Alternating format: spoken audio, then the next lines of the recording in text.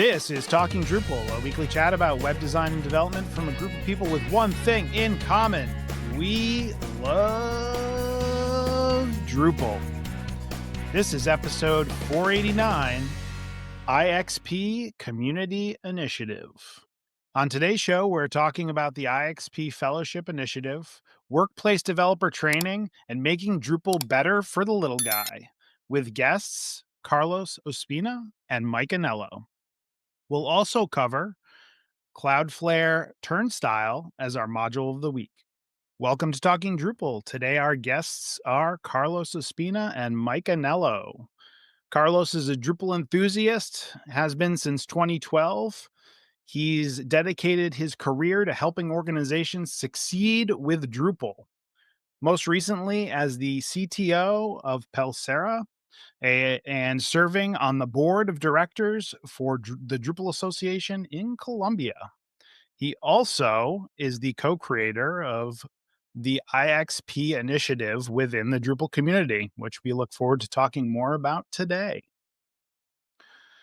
Mike Anello has relied on OpenAI for his intro, and OpenAI says that Mike Anello, Ultimike, is a seasoned Drupal developer with over 15 years of experience.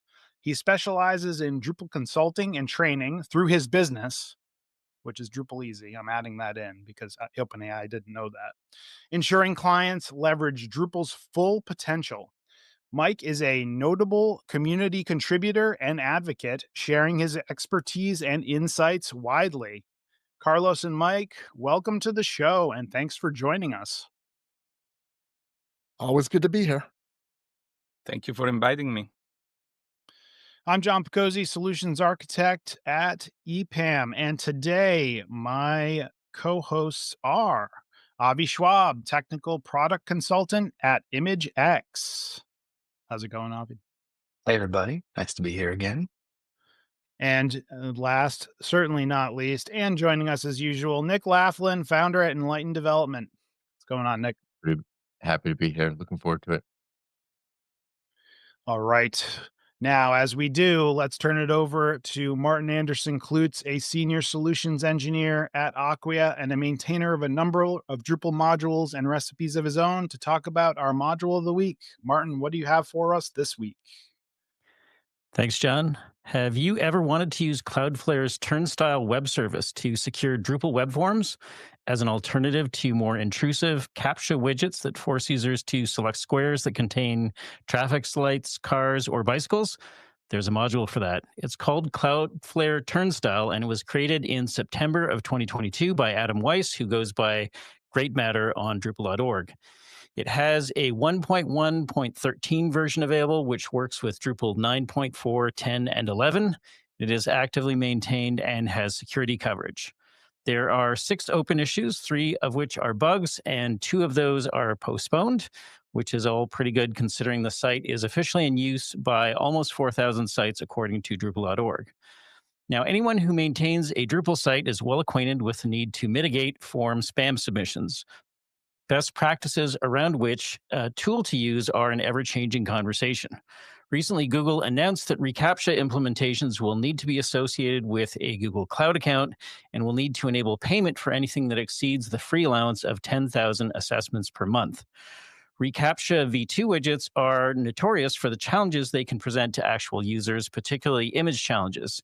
In addition, a 2023 UC Irvine study concluded that the true purpose of reCAPTCHA v2 is as a tracking cookie farm for-profit masquerading as a security service. So it's definitely worth considering other solutions. Cloudflare developed Turnstile as a CAPTCHA alternative designed to provide security while minimizing the friction for actual users. More importantly, Turnstile never harvests data for ad retargeting. A free Turnstile account can create up to 10 widgets with unlimited usage. The Turnstile module plugs into the existing Drupal CAPTCHA ecosystem, so it can be an easy swap out for anywhere you're currently using CAPTCHA widgets. So let's talk about Cloudflare Turnstile. Can I just start by saying that I love Cloudflare just in general? Like, I feel like they provide so much value to the internet, just as a company, which, I'm not typically like rah corporate entities, but Cloudflare is one of the good guys, it feels like. So Martin, just to clarify here, you don't actually have to be using Cloudflare for your domain. Like your domain doesn't have to be routed through Cloudflare to use Turnstile, correct? That's correct. It's a completely separate service from sort of their, CDN and other services. Yeah. And so I just kind of walked through this with a client. You do have to create a Cloudflare account, right? Just like put in your email address and password. Um, that's the only thing. And once you get into that workflow, um, their Turnstile service is one of the options that's there. So it is like for folks that don't have any association with Cloudflare whatsoever, they still have to get into the service somehow. But you just have to create an account, and then you can go through setting up a Turnstile widget. This is actually awesome on a bunch of different levels, because I think anybody that's listening right now that's ever had to identify crosswalks or traffic lights or motorcycles is like, oh, please, like I don't have to do that anymore. Sounds great. I know for my own website, I actually use WAF rules within Cloudflare to like on my forms to say like, hey, if this person doesn't fit the criteria, like challenge them. But this seems like it seems like it's probably a lot less friction than that. Yeah. So I've got a couple of quotes from the studies that we've got we'll have linked in the show notes, but I did so many deep dives into this stuff lately. But John, you mentioned clicking all the things. One of the citations the study says is that they estimate that during 13 years of its deployment, uh, humans spent 819 million hours on solving reCAPTCHAs, which corresponds to $6.1 billion in wages, which is a lot of Wow. time. And also, the interesting part is that before Google bought reCAPTCHA, it was actually being used to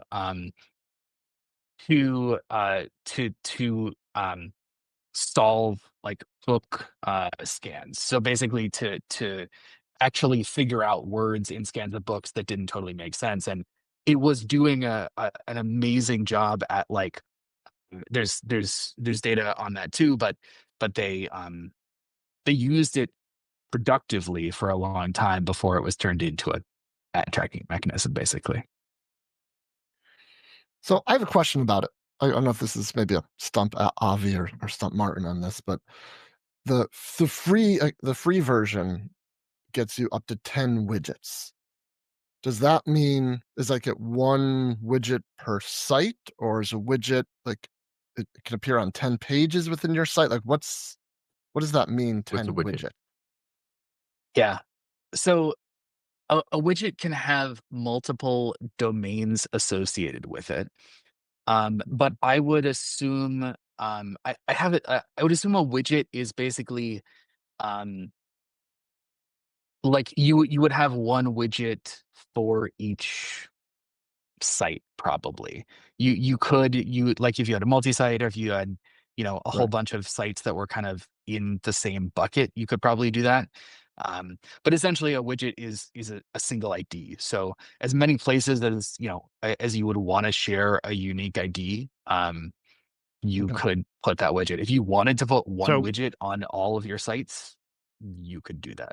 So if you were like a brand and you had a bunch of sites and you wanted you could use all the same widget, but if you were a company and you were using this for your clients, you wouldn't want them all using the same widget. Why not? Because it's not capturing information, right? It's not capturing analytics. So maybe I'm playing devil's advocate a little bit. I don't know. Figure out what's the value of a free account.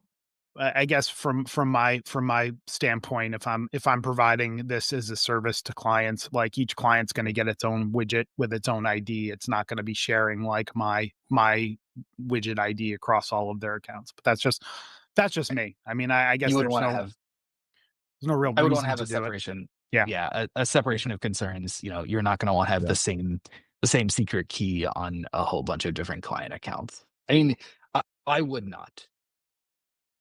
I think the other thing that's worth mentioning too is the enterprise account also allows you to swap out the Cloudflare branding in the actual widget, so you can actually have, more of like a white glove widget. So Oh, Got it. interesting. Got it. Yeah. Question, Martin, you may or may not know the answer to this since we're playing Stump the module of the week person. I'm assuming there's some sort of key you have to put into the module. Does that then get saved into Drupal config? Yes. Avi says yes. Okay. It's a great impression of Avi that Martin just did. I don't know if everybody caught that. right. Martin's lips didn't even move. It was amazing. It's Sorry. going to be his new. I proposed this and I've been in the process of installing it for a client and also for the Midcamp site. We're gonna be rolling it out there too. But yeah, so when you create the widget, you add any number of domains. Like I said, they can either be domains from an existing Cloudflare site, or they don't have to be. So for the client that I set up just a couple days ago, I added their root domain, so whatever.org. That covers all of the subdomains too, so like dev, stage, etc. Then I also added, we're still using Doxel there, so I added doxel.site. You could add ddev.site. And so just by adding those, then you can use that widget on, a local dev stage prod. Once you add that, you get the same kind of key secret pair. So there's a public key and a private key. There is a space for that in configuration, and typically that would get saved directly out to config. You could also, I know for Midcamp, the repo lives in a public GitHub, and so you could swap that out for an environment variable. Yeah. If you're not storing secrets in your repo. Yeah, that was kind of where I was going, is like you might want to combine this with like the key module to kind of like not have that saved there. But either way, I mean, I think better reCAPTCHA or better spam deterrents are always good. So yeah, we appreciate you bringing this one to us, Martin. If folks wanted to reach out to you, suggest a module of the week, talk more about CAPTCHA or reCAPTCHA or anything really, how could they go about doing that? We're always happy to talk about either current or past modules of the week or candidates in the Talking Drupal channel of Drupal Slack, or folks can reach out to me directly as ManClue on all of the Drupal and social platforms. Thanks, Martin. See you next week. Hey, listeners, after 5 years, Drupal Camp England is back. Here's James Hall to tell you more. It's time for Drupal Camp England, a one-day Drupal camp on Saturday the 1st of March at the University of Cambridge, the first major Drupal event in the country for 5 years. Drupal specialists, agencies, service providers and end users will gather for a packed program of speakers, sessions, discussions, networking opportunities and an evening social. Highlights include speakers from the Drupal Association and Drupal CMS, covering the Drupal CMS roadmap, AI, UX, and recipes. There'll be sessions for all skill levels across 2 tracks, covering technical and non-technical, alongside experts who'll be on hand to answer any questions. For inquiries, email admin@drupalcampengland.org and find us on Blue Sky, Mastodon, and the Drupal UK Slack channel. Tickets are just £25, on sale now through Eventbrite. For more details and to purchase tickets, visit drupalcampengland.org. That's drupalcampengland.org. See you on the 1st of March. All right. Thanks, James. And maybe we'll see some listeners at Drupal Camp England. Who knows? All right. Let's jump into our primary topic with the elevator pitch, if you will. Carlos, what is the IXP Fellowship Initiative? So the IXP initiative, IXP means inexperience, comes up, and maybe I can talk a little bit about the origin of this, because it's a very personal story for me. Is at some point back in, it was 2000, 2022, Mike, I got my son into going into through Drupal Career Online with Mike. And he's been trying to find his way in life. And I thought, hey, it's going to be easy, right? I'm in Drupal. Drupal needs people. I'm going to find him a job pretty easy. We went to Drupal Camp Portland. And that was the first one after the pandemic, 2022. So it was 2022. And they had the first job fair at that one. So I went with my son, we did the rounds, and we started realizing what we already know today is getting very difficult, right? Like we see all the Drupal developers looking for a job, and the situation was a little bit different of what I expected. And by looking at everything that everybody was asking for, even for junior developers, I realized that there was no space for my son. My son was not a junior. My son was something before being a junior. And I started thinking a lot about it, talking with so many people, and I realized there is a space before juniors. And when I got together with Mike, Mike has been looking at the same from his perspective, and we find out that we can call these people inexperienced. It's people that have learned Drupal, maybe through Drupal EC, maybe through the Drupal Open University that you talked in the last episode, but don't have the skills to be put in a project. And now companies, agencies nowadays, they need people that I can actually put in a project. So inexperience is the first level. And the second one, premise of the IXP is there is no space for them. So I started thinking either in something like trades, like, electricians, like creating something like that. Then I realized, we only have, and I will use Mike because that comes later, but Mike's word is the only currency we have is contribution. So we have contribution. And I've seen how companies have been hiring contributors just to get contribution, how companies have been giving contribution in Drupal importance. So why not use that to help people? And I also remember the conversations with I'm from Colombia, as you know, as you mentioned before, Nick. And one of the companies, the biggest companies in Colombia for Drupal is Seed. And Seed are good friend of mine. We became really good friends when we did DrupalCon Latin America in 2015. And Seed used to train a lot of people, but they had to stop because every time they train somebody, an American company will come and pay American prices, whatever they pay for Latin Americans. So to give you an idea, the minimum salary in Colombia and across Latin America a month is about $300 a month. So Yeah. a company coming with a $30 an hour for a developer, they're going to leave. So the reason they stop training is they lose the price, and the price was the developer that they trained. So why not to change the price for something that will stay? Contribution credit. Then I talked to Mike because he trained my son, and we were talking, and he just showed me. I've been thinking about the same. I've been looking at that, and I think contribution is the way to go. And I said I agree with you, and that's how we started giving shape to the IXP initiative. And finally, in Lille, we became an actual community thanks to Tim Lennon, who created our page in the group. So what is the goal? The goal is to define a process where a company can get one of these person in experience,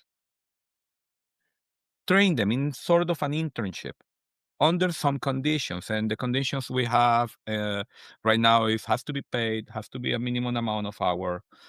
There has to be some reports on what it's doing, and there has to be a blog contribution from the IXP at the end of the process. And The missing. organization has to provide a mentor. The organization has to provide a mentor. I knew I was missing something. So we have some conditions, and if you do it, you get contribution credit. So Sorry, I have to say, I hope it's more than one credit. Well, that was our first 1.1. credits. Yeah. No, That was our first argument with Mike when we started doing this. I would say I argument. started That is, loving the Drupal Association a lot about this. And I think it's we can say happily that the Drupal Association has agreed to 250 credits per IXP. it's a Okay, bucket that's load. more than I expected, but also it makes sense Yeah. because I imagine one thing I didn't so far initial impressions. This is very exciting. I first heard about this last year at NetCamp. I think Mike, you had mentioned actually we'll talk might have been about IXP, right? Yeah. Or did we just Give it a it loss. just I came, don't. it came, Yeah. Yes. yeah it might have just come up in your talk. But anyway, that's when I first heard about it. And is there like a minimum time frame for this? Like, is it like, are you expected to work with this intern for 3 months, for 6 months, for a year? Um, how are we gauging that piece of it, or is that open ended Right. still? I'm gonna let. I'll say one thing, then I'll turn it over to Carlos. We have the answer is yes, but I do not recall what that number is. We actually, Carlos and I have been very much on the same page about this, where we want to put boundaries on all sides of this. So, number one, what does it mean to actually be an IXP? What makes someone eligible to be hired in this? Okay. That's kind of one set of guardrails there. And then another set you're talking about, Nick, is, in order to earn those contribution credits, certain things have to happen. And there absolutely is a minimum number of paid hours that they have to Okay. hire the person for, as well as the other things that Carlos mentioned. Yeah, because Providing I think the value of an individual credit to an organization is pretty low, right? The value of 250 credits, I think, is pretty high, but also getting an IXP to junior for the community and for Drupal itself, I think also has pretty extreme value too. Yeah, So that's been part of the conversations I had with the Drupal Association, and I talked to both teams, Team Lennon and T2, about it, and they both agree with something that me and Mike have been talking about. This is probably the biggest contribution a company can give because it's another contributor. That is huge, and to give people an idea of what 250 credits are. 250 credits. We did Team Lennon did an analysis like on the page where all the top contributors are. And I believe it was on the second page, 250 could get somebody almost to the first page. Or it's third to second page. I don't remember, but it's a lot. The minimum contribution credits to be a partner is 250. So we have some limitations, only 4 IXPs per year. We put a minimum of hours that I believe is 10. No, it's more than 10. I'm desperately trying to find it right now. So. Yeah, I have the document, but I'm not finding that part. Here it is, definition, process. We have a document, and I believe we have it in the Drupal.org Slack channel. It's 160 hours. Yeah, 160 hours. Okay. It has to be paid, and that was another of the things that was in my mind is I'm not talking. I actually have somebody telling me, saying an experience is not always right because you may get somebody from PHP moving into Drupal. That's not an IXP. We're thinking on the people like many that we know. And I can give a quick example. Matt Glaman was driving a truck and decided to come back, do Drupal. My son was doing produce clerk in Kroger when I proposed this. So he's making $11 an hour. Hey, I know we don't want to abuse people, but you don't have to pay a full developer salary to train them. But at least they need food to eat. Because one of the things that, and this is where it ties up so beautifully with Drupal CMS. One of the things that we lost in Drupal was that beginning moment. I don't know for all of you, but for most people, the beginning was doing the Drupal site for my dad, doing the Drupal site for the convenience store in the corner, a $500 website. That was doable 10 years ago, and that's how you learn.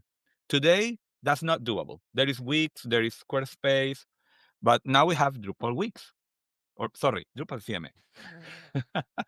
Oh boy, we're gonna have to edit that one out. Oh, don't worry. I have called Drupal CMS Drupal Wix in front of Dries. I actually told him I Oh, see it as boy. Drupal Wix because it opens the same space. It opens the same space that Wix is doing, and now there is funny. not just do it by yourself. There are business around Wix that can be business around Drupal, and you're going to need people for that. And guess where that people is? IXP. So it's interesting because I liken Drupal CMS to like Squarespace. So I understand the reference completely. Moving back to IXP though, right? Couple of clarifying questions. I apologize if I just missed the answers.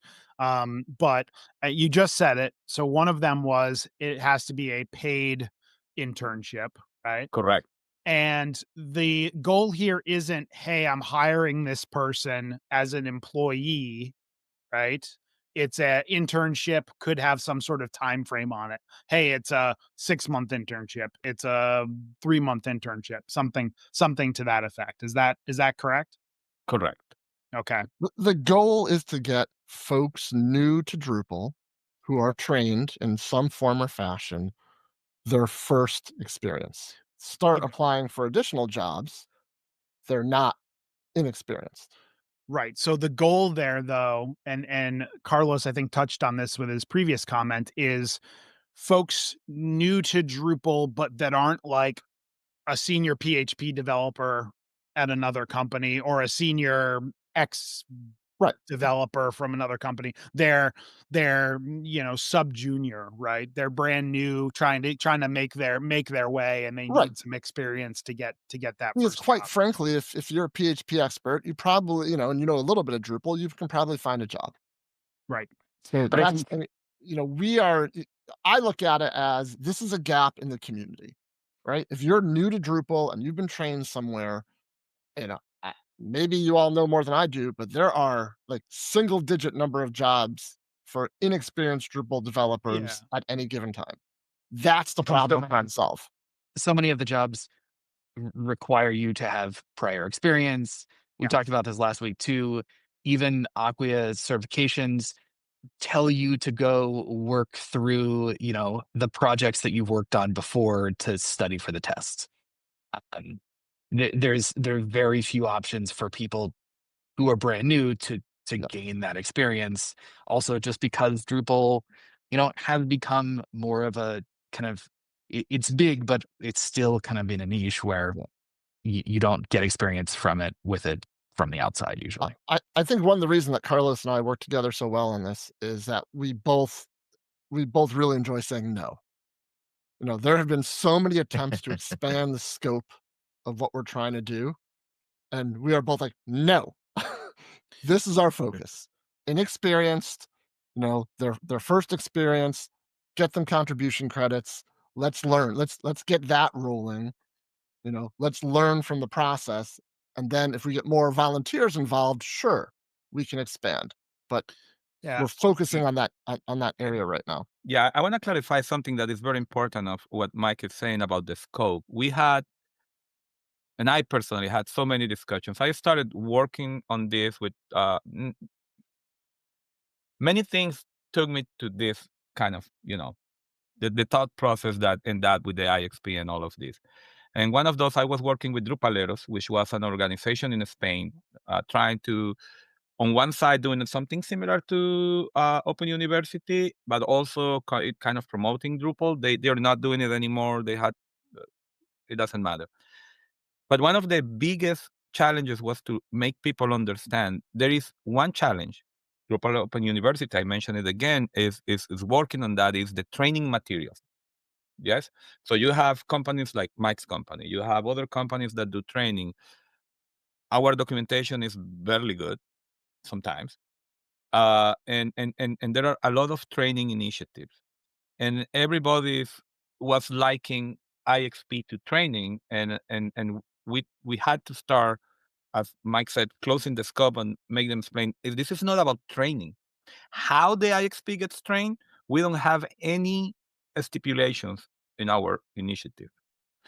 It's between something in the middle, this space in the middle, you get trained Yeah. and you're a junior. There is this space that how do you feel it today? Well, you're an IXP and you cannot go and do little Drupal sites because, well, It's you like to eat, you need money. it's really a beautiful, like, it's a beautiful it's a beautiful area of somebody's journey, right? Because it's Yep. like that area where they've they've got the training, they've gone, gone through Mike's class, they've read, copious amounts of things on the internet, right?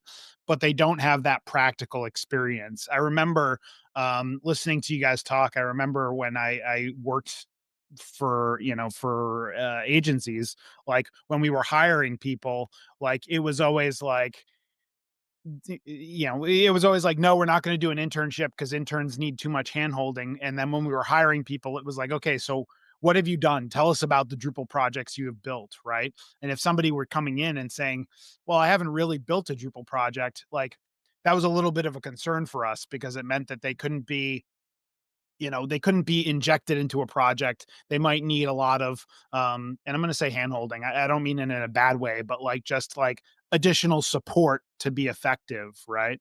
And I think like listening to you guys, what this is trying to solve is that area where you can go to a job and say, well, I've worked on these three things as part of, the IXP Fellowship Initiative, and like I have experience from that. And something that we added that I think is important to mention is for the so we needed to define an entry point, and that was done via a survey that we ran for about 2 months. We got like 90 responses of what is an IXP. So that's the entry point, right?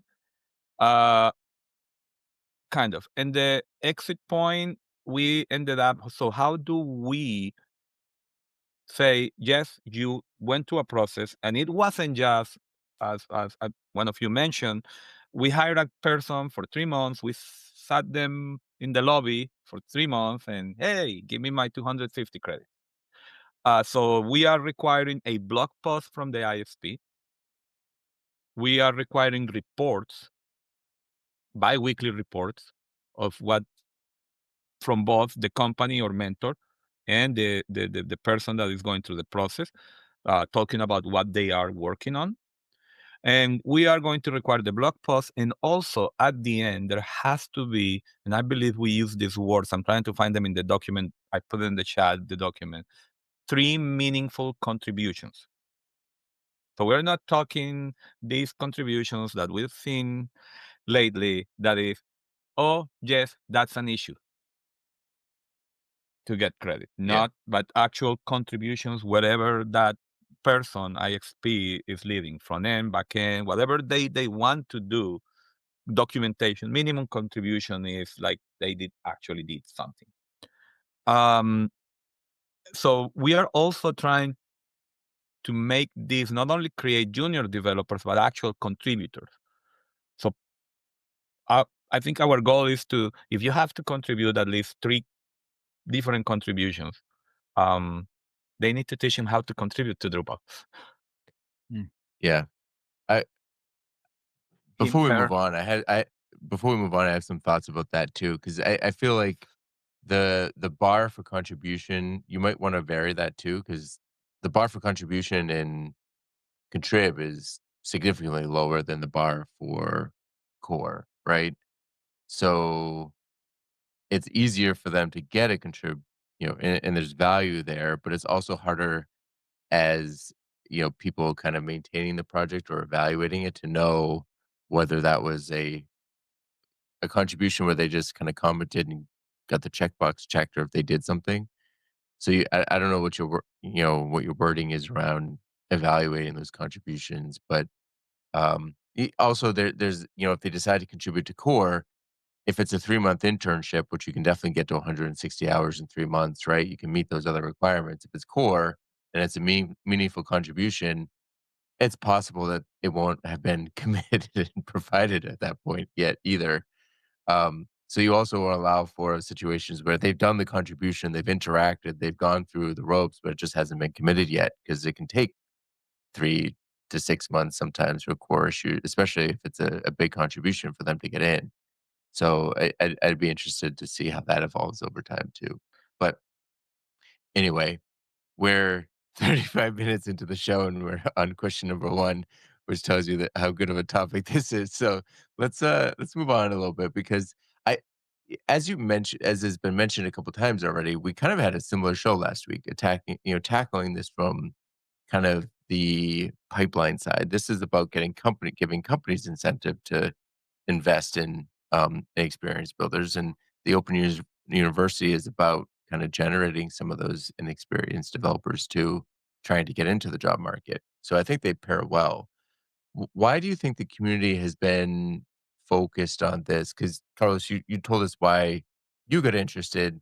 Mike, I think you're interested because of your business is trying to feed these people into companies. It meshes well. But you said you had 90 responses too. That's quite a lot of interest. Why do you think the community is so interested in this initiative? Well, first, I from your previous point, we are actually running this with volunteers, and I actually built a website for the tracking. And one of the things that we have on the website is on the reports, you will be able to put the link to the issue. So the idea is that we can work Oh, okay. with the whoever is helping review, right? So the volunteers, Mike and Carlos, will go into the issue and actually look at whatever the contribution of that person Okay. was. So that we're trying to get everything is the initiative is minimalistic. I'm gonna call it that way. We do not want to put any. We're protecting the gaming of the system, but we don't want to give people how to do it. Uh, Okay. Avi mentioned certifications. Maybe a company will say, "Look, I don't have the blog post, but my person passed the Acquia certification for front-end development." That actually shows that they make that person work in front end. So okay, we may take that as a yes. I wanted to say that. Um, you mentioned the Drupal Open University, and I'm gonna do a little advertisement here. Me and my wife, we created a website, a drupalcouple.us, that we're right now actually trying to get more Drupal couples to work on that. So, Mike, I wanted to talk to you about that. And it's blogging, and me right now. We did one blog with my wife, and I actually put something over there about what you're asking, and it's how all these ties up together: Open University, IXP, and Drupal CMS. Uh, and I'm going to start from the beginning. Drupal CMS opens the part of Drupal that we lost. Now, and this is a very unpopular opinion, but we became too expensive. I'm not saying we should make less money.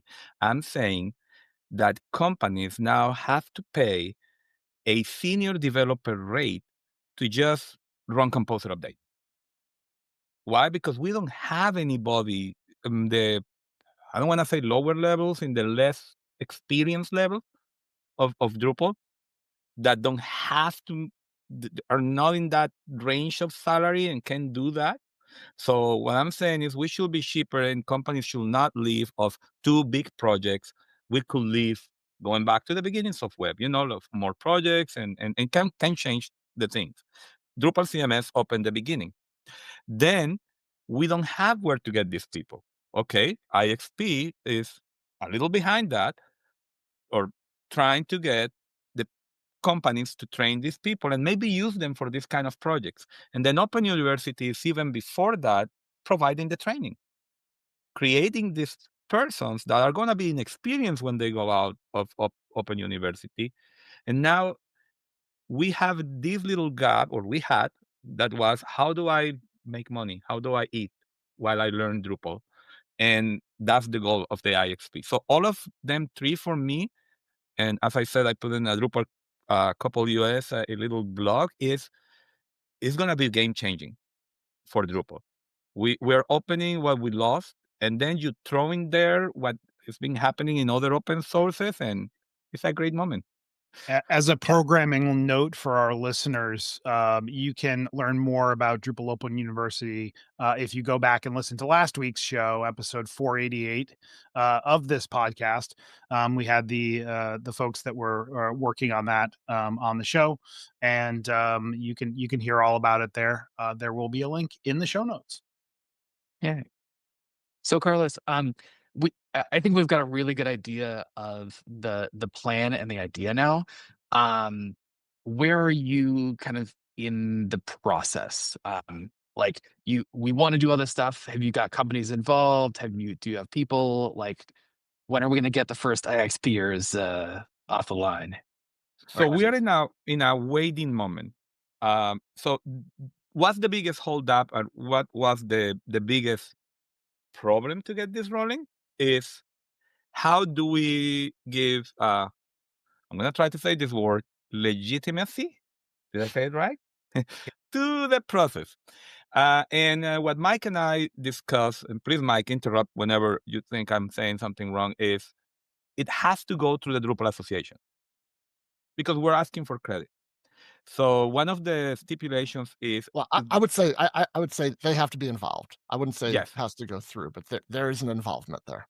but we actually said it has to go through to jobs.drupal.org. The engagement has to be found and created through jobs.drupal.org. Now we are working on something. I mean, that's another part. But anyway, that was one thing. The second part is we wanted to be the companies to be given credit, so we needed the DA. And that was we put everything together. We had our document. We did the proposal, and I think we can be happily announce that around the end of last year, we finally sat down in a final meeting with Tim Lennon. And if you see the document that I shared there, at the end he put what the Drupal Association can do. So they need to develop a couple things in jobs.drupal.org. And last week I asked, and he told me that it is in the priorities. So it will be developed in the next sprints. So that's what we needed. So, and I believe that's what Mike and I have been waiting. If you see the document, there is a process that we created about forms to be filled out when the engagement starts, reports to be sent, final report to request the credit. As I mentioned, I actually created a site, and that was fantastic because I started using ECA module. Oh my Lord. Mind blown. It's amazing what I could do with that. In 2 days, I have the full process pretty much done, including assigning IXP case number automatically via ICA. I mean, so we are going to have a site that is ready for when people can go to jobs.drupal.org and start this engagement. But I think if when jobs.drupal.org has this, we can officially say, go crazy. So you're waiting on some updates to the job site. That's understood. You have a website that you're spinning up. So fair to say, the IXP Fellowship Initiative has yet to have any interns or companies involved. Correct. Okay. I think the third thing that Carlos didn't mention, we still need a few volunteers because we know that there's probably a lot of stuff that we're going to learn the first, few months that this is up and running.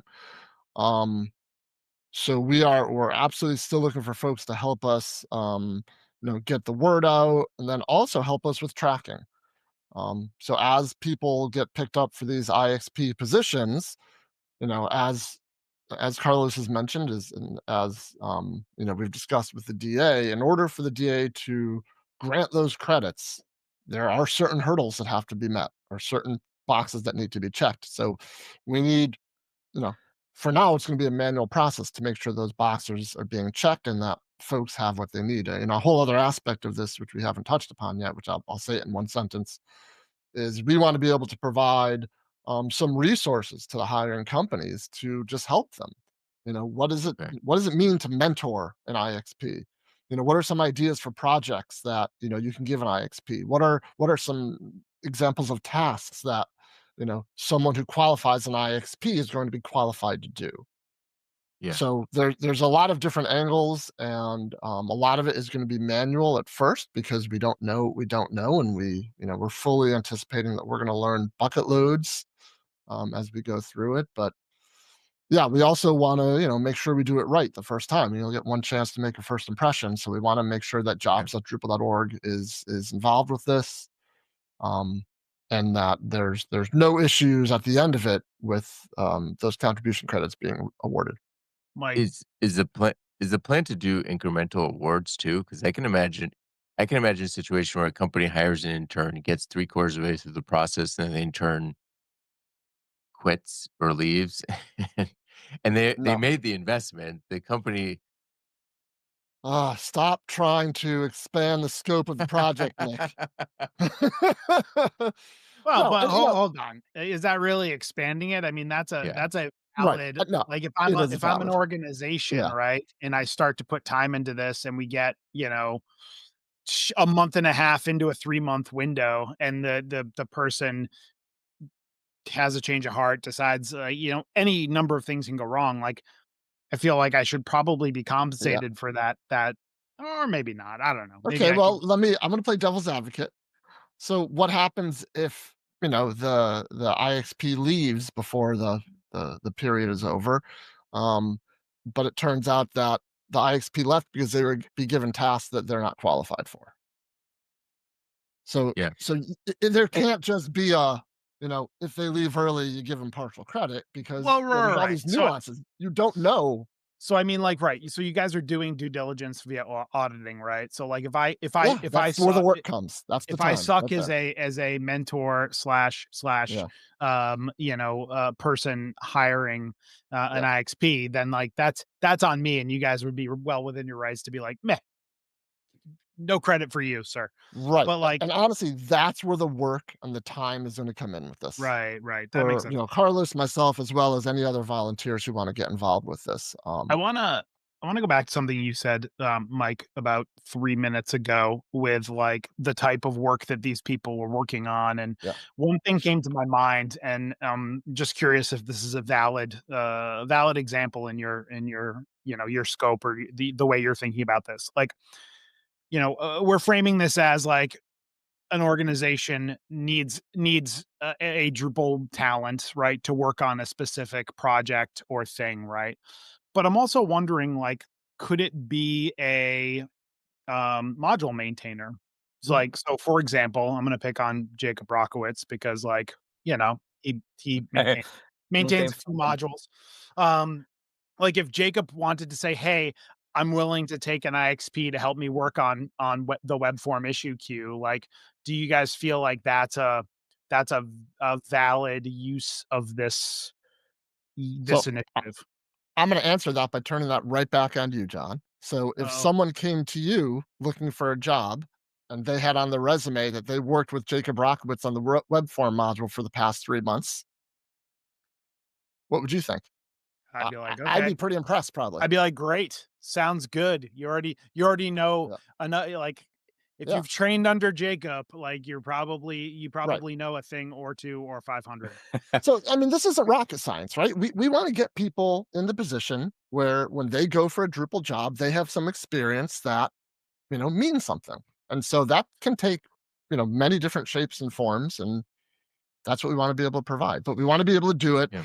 within a framework that is well defined and, dare I say, easy to, uh, uh, whatever the word is that whatever the verb is that Carlos and I will be doing.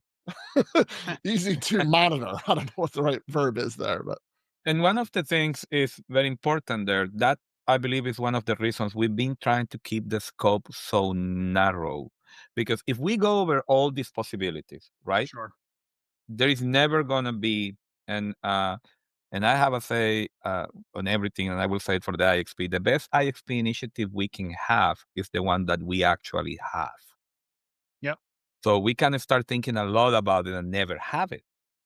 Because what Yeah. if this happens? Yeah. What if they do this? What if they don't do this? Yeah, you So can address them when that one of the happens, right? then exactly we will cross those bridges when they happen. And yeah, one thing is we have several issues, a couple issues, that we created in the project, the IXP project that Mike shared. And that's where we need volunteers. And one of the biggest one is develop employer best practices. We don't want to ask the initiative, say, you need to do this kind of projects or you need to do it this way. We want people that has ideas or have done it, because people have done it, to provide like, hey, this is how I did it. You want to do it that way? Perfect. How do you test if somebody's an IXP? It's up to you. It's up to you.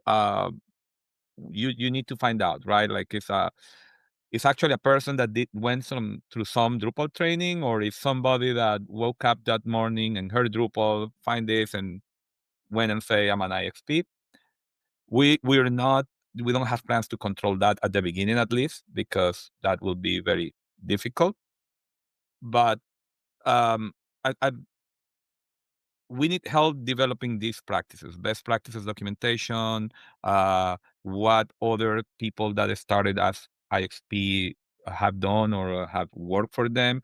I'll And add yeah, the word ideas to that as well. Best yeah, practices and ideas for idea.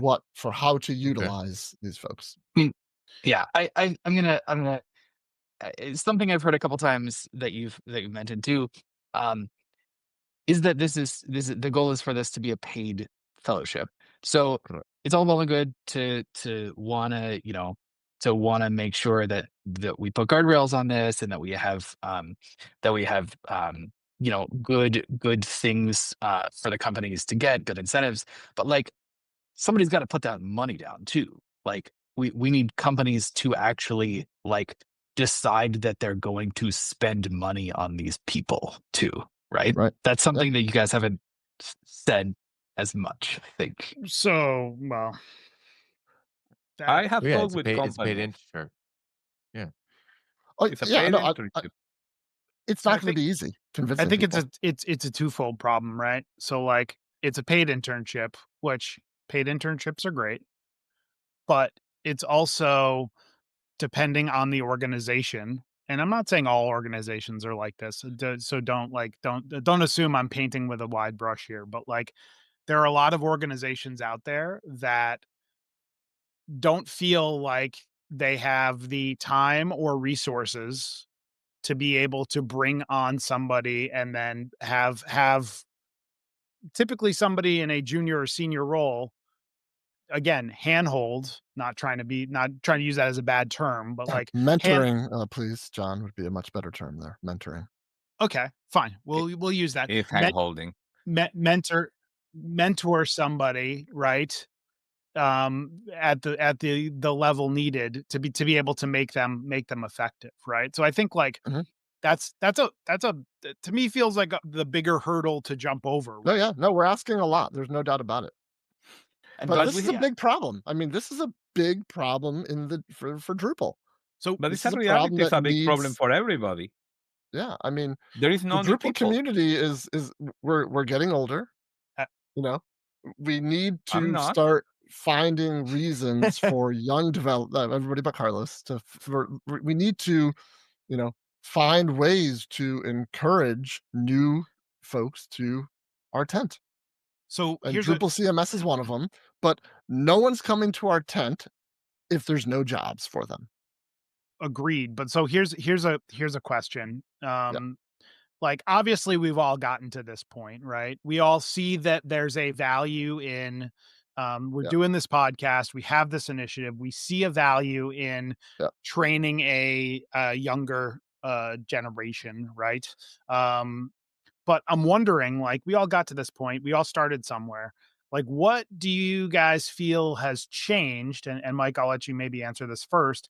What do you feel like has changed in the last 10 to 15 years that has made getting into Drupal or just getting hired by an Yeah. agency harder? Oh, I think everyone knows what I'm about to say here. I think everyone probably has the same answer, right? I mean, I don't. That's why I asked the okay, question. all right. Well, we might be playing possum a little bit, but Maybe. Drupal That's my is job. much more difficult to get started with today than it was in pre-Drupal 8 days. There aren't a whole lot of hobbyists. coming to Drupal, Okay, that's right? fair. There's not that organic, I'm looking for a way to build a website. What's this Drupal thing? Oh, download it. Boom. I have to learn what? I have to learn Composer. What's that? So I think, Yeah. I think that's a big part of it is it's harder to get started with Drupal these days, and therefore there's fewer people doing it. Yeah, and I think that's I a think big there's like change. there's 3 or 4 pieces to it too, right? One is Drupal. It's hard to get Drupal running on a shared host, Sure. whereas Yep. used to be dead simple. Mhm. I don't even think and I think we have solutions in the pipeline for a lot of these, right? I think Project Browser and automatic updates will solve a fair amount of that, right? Um, the second thing is there's no longer because Drupal is so much more extensible. And it's so much more powerful because of this. There's no longer the point and click, like, there's a module for that. Now, we are getting back to that again with things like what you said, Carlos, earlier. ACA is a like, rules was a way to just get things to happen. It wasn't efficient, it wasn't always pretty, but it worked. And same thing with features. Like, I think if Recipes. recipes gets its building piece right, it'll be huge. I'm concerned it's a little too far away for what we need. Like, even myself, like, I built some recipes like, a few months ago to, like, get some stuff, and I missed so much stuff. I missed displays. I missed like, it's wild to me that creating a recipe for a text field doesn't pull in things like the text format. I mean, I had to go through every single field that I created and reset the text format. Now I know that, I can add it to the recipe, but we just need, like, a dependency builder and a UI for building recipes. I think that the technical stuff is good, and I think, Mike, your answer is totally right. Like Drupal has changed a lot. I think it's worth recognizing. The world has changed a lot, and the financial constraints that everybody is working under are completely different than they were in 2007, 2008. Like in when I was at a university and I was sitting there for a while, and they were like, "Oh, hey, we need some website stuff," and I just like messed around for a couple weeks and was like, "Cool. Okay, this seems fun." Like, nobody can do that anymore. Like, I, people just don't have the space. I actually had this discussion with Dries in DrupalCon Barcelona. And I was I was telling him, and I used my hands. Drupal grew. Drupal started here. This is beginners. This is something good.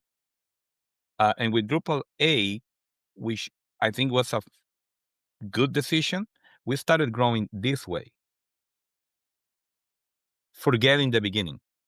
The beginning kind of got abandoned, right?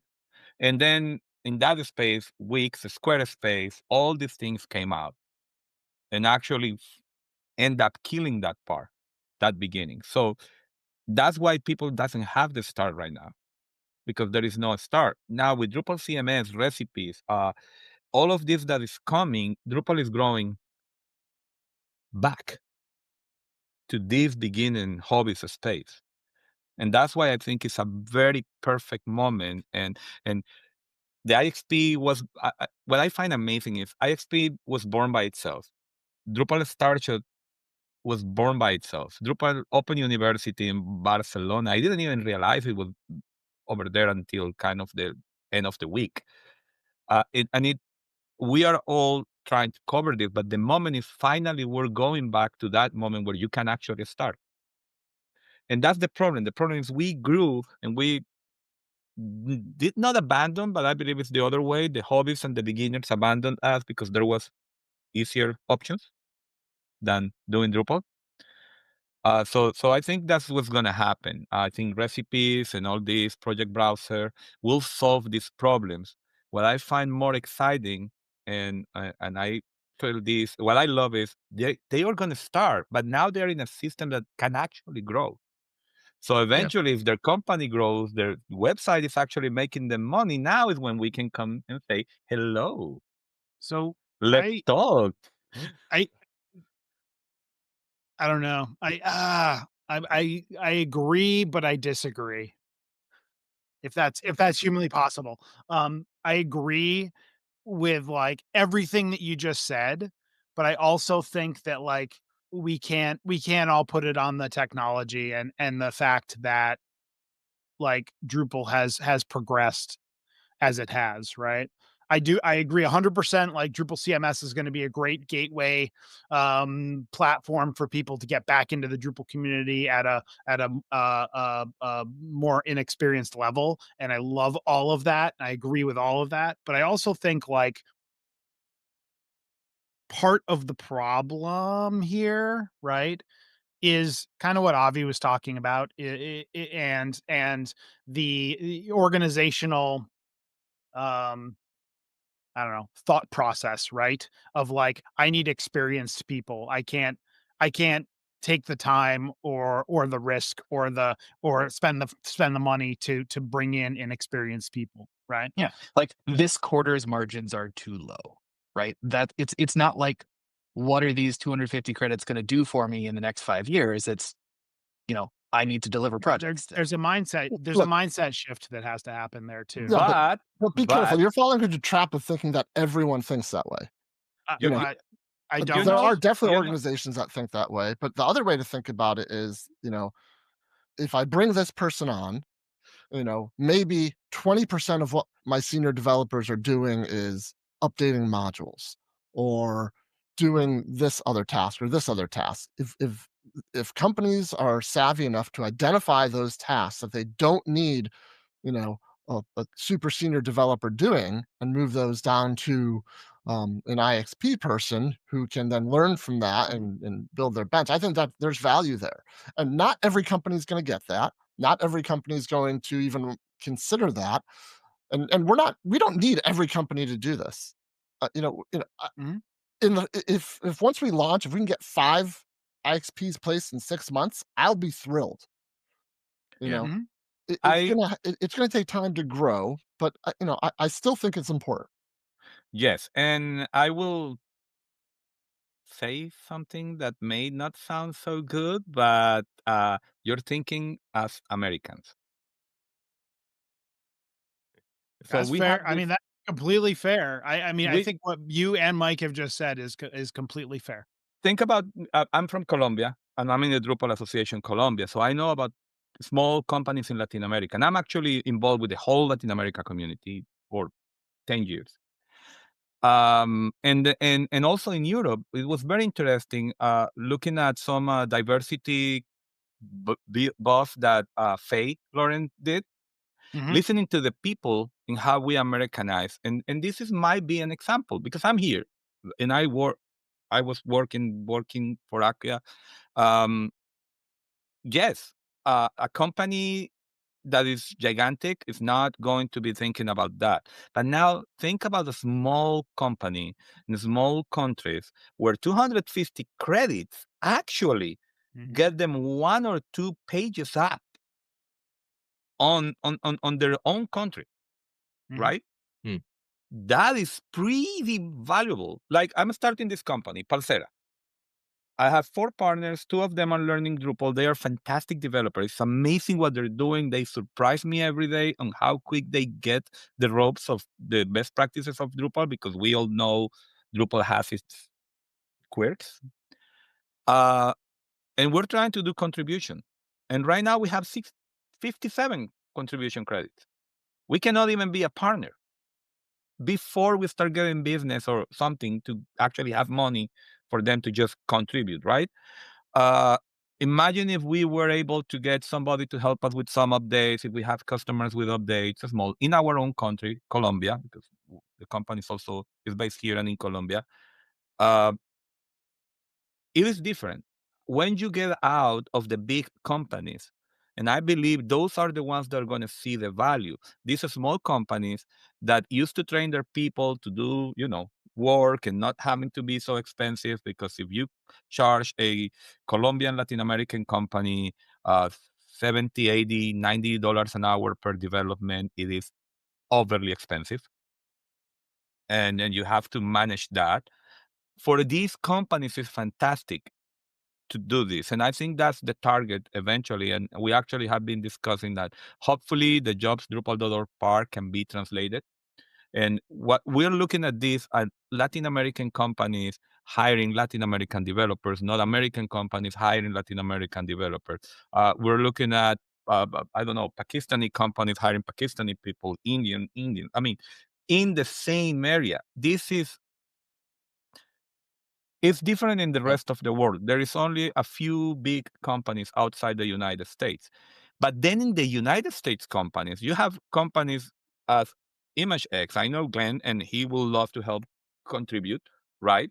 So ImageX might get one just to contribute the IXP, just to train somebody.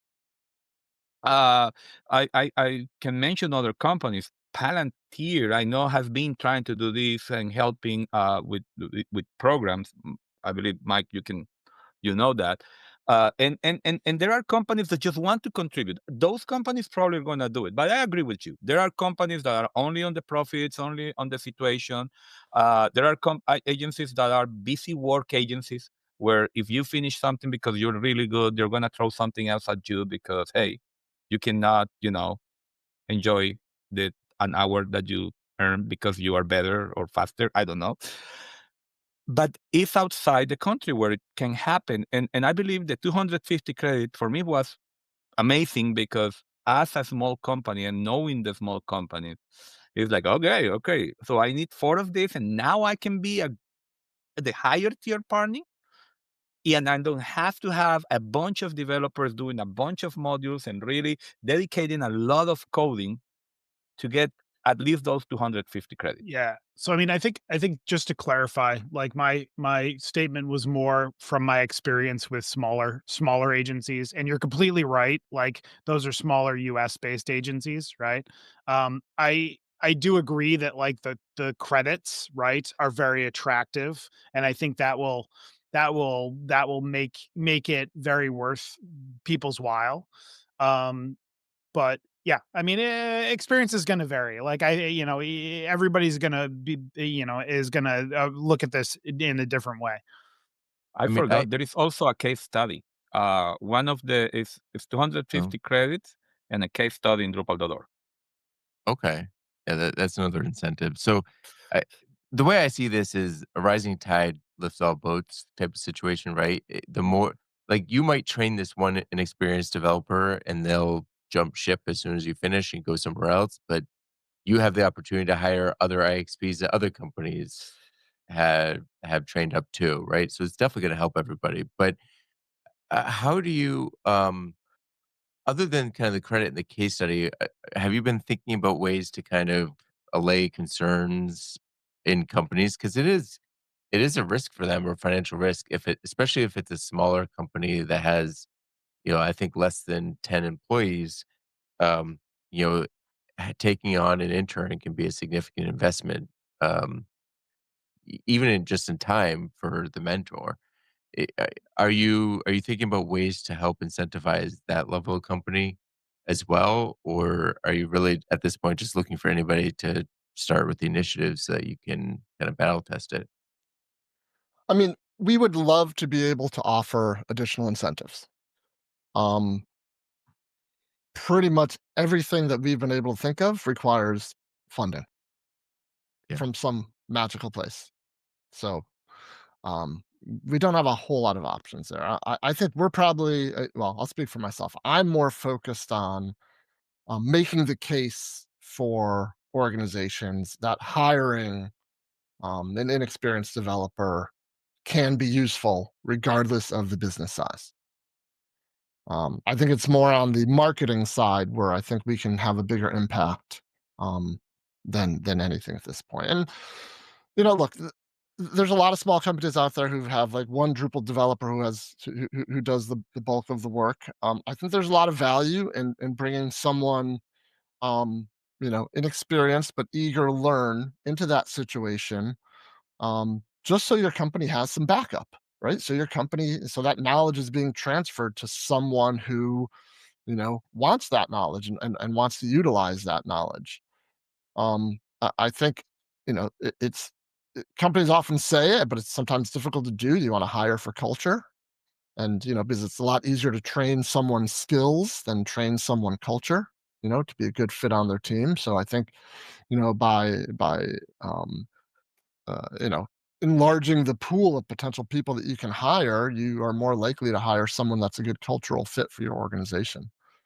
And as the owner of a small business, I always have a ton of like internal projects that I never have time for. Internal projects are great tasks for these inexperienced developers. But the key to all of this is you have to be willing to, and I actually think the pay, I don't think the pay is as big of a hurdle. I think the biggest hurdle is you have to commit some of your senior developer time to mentoring. Yeah. I think that's the biggest hurdle. And I don't know what, I have ideas on how we can talk about that and how we can convince folks. Which of those ideas actually stick and work is still an open question. We'll only know that by doing this. Exactly. I think we're So focused on having something out, right? Like having an actual IXP initiative going on. But I will speak, and sorry, Abby, for a second, at my knowledge on Latin America, because I'm from there. And I know how that works. The small companies are already doing this, most likely. Because why? Especially in Drupal, right? The known Drupal developers in Latin America, Mauricio Dinarte, I can name Ronald just went to work for Acquia. All of them are already working with American companies. These guys are doing a lot of money. They cannot be hired by the small company in Colombia.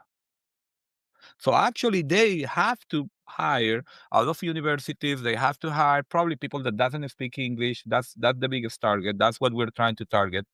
The developers that don't speak English, because they're good.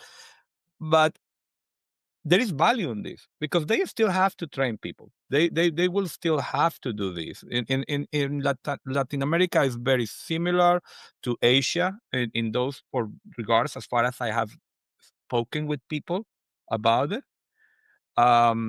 So hopefully we can sell the idea in a better way. And there are several ideas. We had several people that I talked to. Jam is one of them, and I actually have to sit through a gigantic rant of Jam about how can we sell the IXP that we did the last time in Portland, and talk to him in Atlanta. But yeah, that's part of why we need volunteers. In one of the areas that we need volunteers is in promotion, and how do we convince companies to do this, whether it is for your love of Drupal, which many companies are doing already, or whether it is because it will help your company, or hopefully because you understand that as a general ecosystem, sustainability of the Drupal ecosystem, we need this. And it's going to help you in the long term. Okay, so we've got a really big plan. We've got a lot of hard problems. We need job seekers. We need businesses. We need people to help out with the initiative. How do they get in touch with you? 30 seconds. Do you want me to take this one? Yes. So we have an issue queue on Drupal.org. It's the IXP project. So go to Drupal.org/project/IXP, or we have a channel on the Drupal Slack workspace, IXP-Fellowship. But to be quite honest, most people just find Carlos and I at a Drupal event. We're at between the two of us, we cover a lot of Drupal events, and we talk about IXP. We often give an IXP session at Drupal events. So that's probably a pretty good way as well. And speaking of Drupal events, Mike Anello will be at Drupal Camp Florida and Carlos. Carlos is pointing at himself. Yes. Great. Yes. So you can connect with them at Drupal Camp Florida, which is happening the 22nd and 21st through 23rd. There it is. Yep. I knew. As well as Drupal Camp New Jersey. I'll be there as well. Oh, as well as in Atlanta. I look forward to seeing you at And in Mid New Camp. Jersey. And Mid Camp. I'm saying that because Avi's sitting here. Otherwise, I wouldn't have said it. Yeah. Please note, listener, that those camps are not necessarily in date order. Anyway, Carlos and Mike, thank you for joining us. This episode has been so informative, and I look forward to hearing much more about the IXP initiative in the coming months and years. Thank you. Indeed. Do you have questions or feedback? You can reach out to Talking Drupal on the socials with the handle Talking Drupal or by email at show@talkingdrupal.com. You can connect with our hosts and other listeners on the Drupal Slack and the Talking Drupal channel. You, like the folks from Drupal Camp England, can promote your Drupal community event on Talking Drupal. Learn more at talkingdrupal.com/TD promo. Get the Talking Drupal newsletter to learn more about our guest hosts, show news, upcoming shows, and much more. You can sign up for the newsletter at talkingdrupal.com/newsletter. And thank you, patrons, for supporting Talking Drupal. Your support is greatly appreciated. You can learn more about becoming a patron at talkingdrupal.com and choosing the big Become a Patron button in the sidebar. All right, Carlos, if folks wanted to get a hold of you to talk about the IXP initiative or really anything, how could they go about doing that?